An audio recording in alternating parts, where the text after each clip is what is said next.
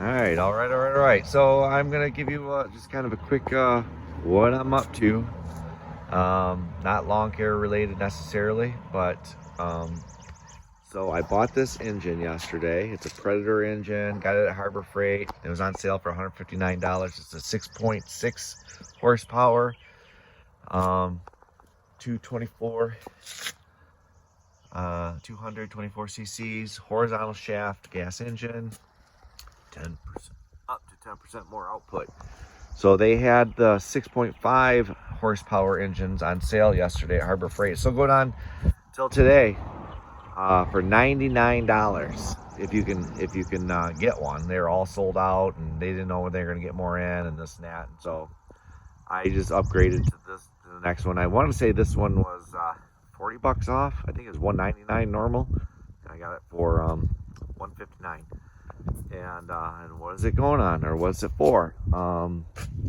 Right now what I'm doing is I'm opening up the engine. I'm gonna take it out, and I need to see if this bracket, this is a hydraulic pump bracket, and so basically this goes on the it mounts on the back of the engine around the crankshaft. So that goes on the engine, okay, and then the crankshaft will stick in here, and then there's a coupler, and then the pump, the hydraulic pump, mounts on the back side of this, and its shaft sticks in there, and it'll have a coupler, and they mate together. And I'll show you what I mean by a coupler here in a second.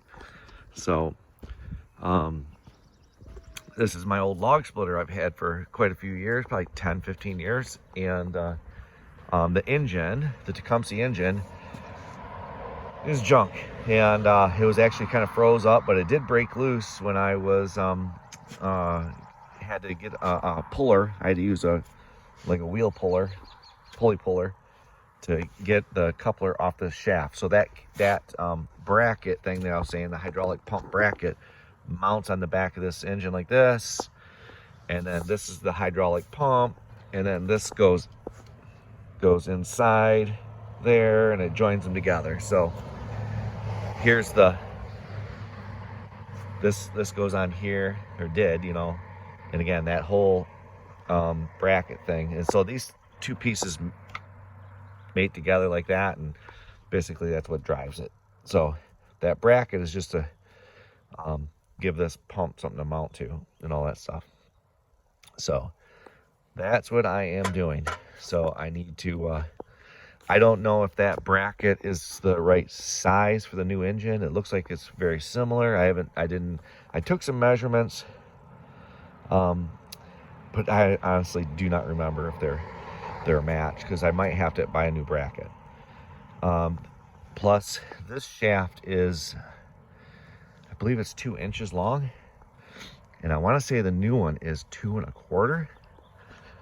So I might have to rig up a spacer or something like that. So yeah, that's what I'm doing. So I had dropped off the splitter in a small engine guy down the road. This splitter originally had electric start and all that stuff, or electric start capability, but the electric start motor or whatever was froze up and stuff, and it pulled easy to start. And I haven't run it in like at least 5 years, maybe 6 years. And I used to have a little bit of a firewood business, and once we got into lawn care more full time, I just didn't have time for firewood. And I hate seeing this thing just sitting around. It's a good old, I mean, look at it. It's got 15-inch tires. It's roadworthy. It's got lights, so you can haul it down the road, at full speed, and you're good. It'll need new tires, but I'm not putting those on until I make sure I get it up and running. So that's a 10-horse Tecumseh. Oh, so back to my repair guy. He's like, it's going to cost you like over $800 to get a bigger engine, and if you wanted electric start, and I think that was his labor and everything, and so I was like, yeah, he goes, I would just scrap it. You can buy a new log splitter for, a few $100s more and have a brand new log splitter, one that can go upright as well. This one does not go upright. And I kind of got sentimental value to this old beast. And so what I decided, I was like, yeah, that's all right. Don't worry about it. I'll swing by, pick it up, bring it home. And he was like, you could just scrap it. And I think he kind of wanted to buy it on the cheap. And I told him I needed at least $400 for it as it is, you know, not working. And so he didn't like that price. So anyways, I am, and he said I needed at least a 10 horse. But I watched lots of videos on YouTube yesterday, and there's tons of guys that put the 6.5 horse on their log splitters and they worked just fine. So this is a 6.6 horse. So I think I should be good. So I would do an unboxing of pulling this engine out and all that stuff, but I just know that there's no way I can do it one-handed and all that stuff. So anyways, yeah, pretty sweet.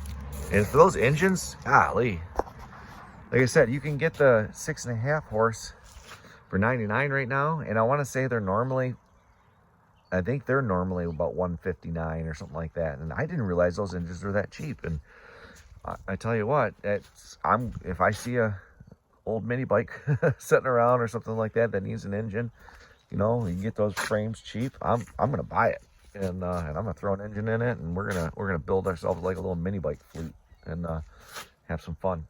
All right, guys. I know it's kind of babbling on, but that's what I'm doing. Later.